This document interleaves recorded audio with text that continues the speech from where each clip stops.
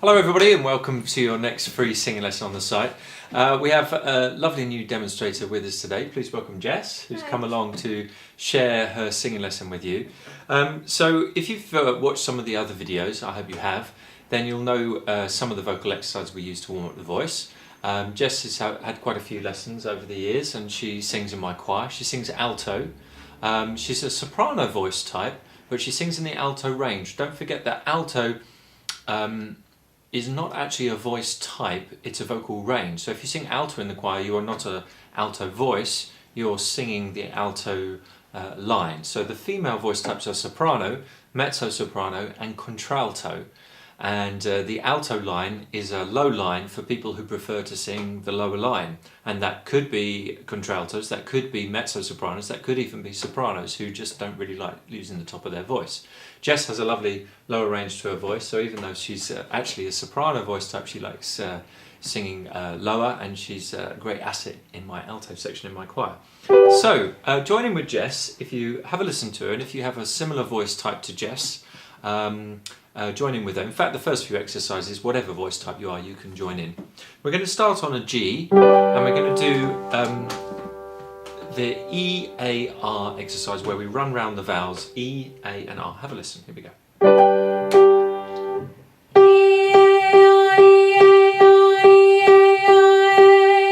Perfect.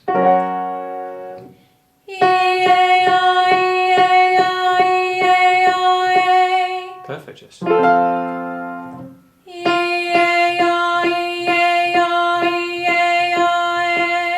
Good.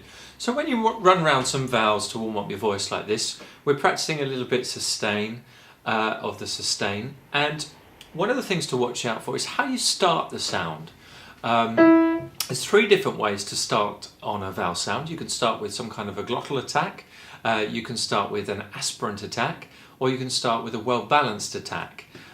So the glottal attack is fine, but it can cause a few problems because it's produced by starting with the vocal cords closed together first. And that can cause a little bit of tension around here.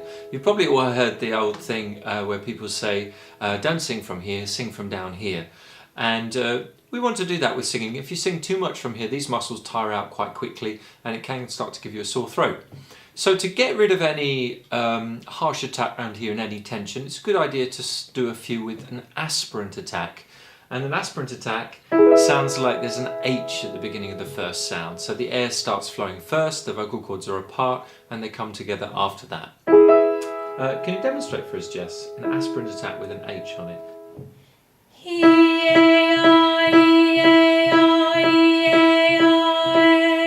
Perfect, so it's just that first sound, you can hear just the subtle H sound. So let's do a few like that, Jess. Very soft. Very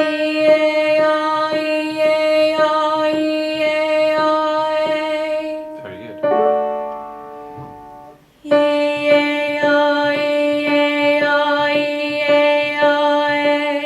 Perfect. And slightly softer on this one.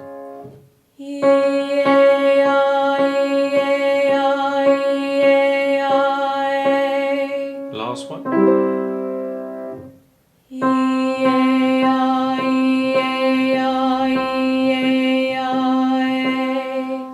Lovely, thanks Jess. So as you can see, as you can hear at home, Jess has that lovely sound in her voice on this lower range. It's very comfortable for her, very warm, lovely sound. I should say Jess is a professional singer. She's sung professionally quite a few times, haven't you? Not full-time professional singer, but you have done quite often in your life. So don't worry if you're singing those low notes and you're finding it hard to produce such a rounded sound. It comes over time, years and years and years of practice. You went to the BRIT School as well, didn't you? Yeah, of course. Okay, let's go back to the beginning and try that attack again. But this time I'm going to ask Jess to try to do a well-balanced attack. Now this is the hardest one. So it should feel like the H, so you shouldn't feel anything here. You should feel like the sound starts from down lower in your body. Actually, it should feel a bit like it's kind of started in here, a bit like when we yawn. Can you just do this with me? If you yawn and go, oh, that noise that we make when we yawn, that starts pretty much in a well-balanced attack. There's not normally an H to it. We don't normally go, oh. We normally go, oh. So we've taken the breath in and then we make that sound. Now we don't want the colour of the yawn, we just want it down low in your body and in that nice kind of open feeling. So, and also we're starting on an E here, so a bit like you're about to yawn. E-A-R, E, without an H. It's quite tricky. Have a go, Jess. Oh, and then run through the whole exercise. That's it. And.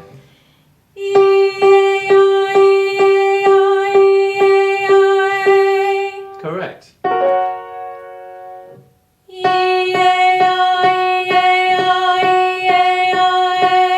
That one was a perfect well-balanced attack. As you attempt this well-balanced attack, you're likely to accidentally do a bit of H or accidentally do a glottal attack. Can you do a glottal attack on this one, Jess, just to show us what a glottal attack sounds like? That's when you start with the vocal cords closed. E, E. It's the kind of thing we do when we speak all the time. Everyone at home and Jess, just say for me, So that's glottal attack, glottal attack, glottal attack, glottal attack, glottal attack, I think. So that's what it feels like. It feels like from here. Just do it once more. You can feel how here is working hard, yeah? So, glottal attack, E-A-R. Can you start it right on the glottis there?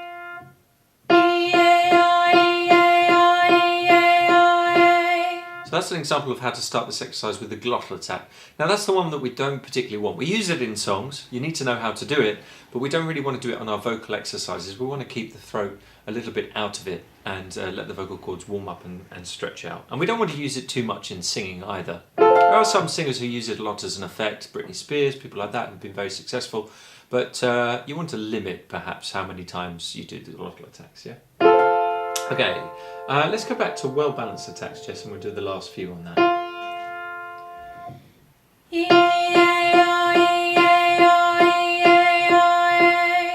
Open like yawn.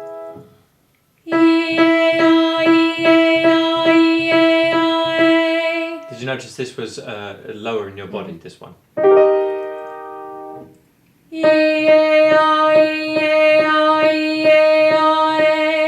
These are all pretty low, these notes. Now, Jess has that lovely kind of mixed voice tone going on. It's not a full Jess voice. There's a little bit of flexibility and lightness in the voice, quite a bit of head resonance. So it sounds very free, very easy for her down there.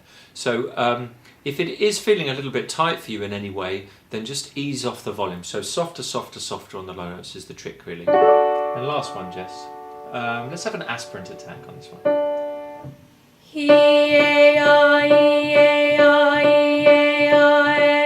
Excellent, well done. So you can hear the three different attacks there. The aspirant attack, that's the one she just did there, absolutely correctly. You can hear an H sound, and that's nice and safe. That's a good way to practice. It keeps the vocal cords from getting too tense, gets the air flowing through the vocal cords first. If you want to know sort of more of a definition of that, you can Google those three attacks and you'll get a very detailed description of how they work. They're well known. So think about those when you're doing all of your vocal exercises. We'll leave this video there for today. Thank you, Jess. We're going to record some more videos. So if you want to click subscribe if you haven't already, and then you subscribe to the channel.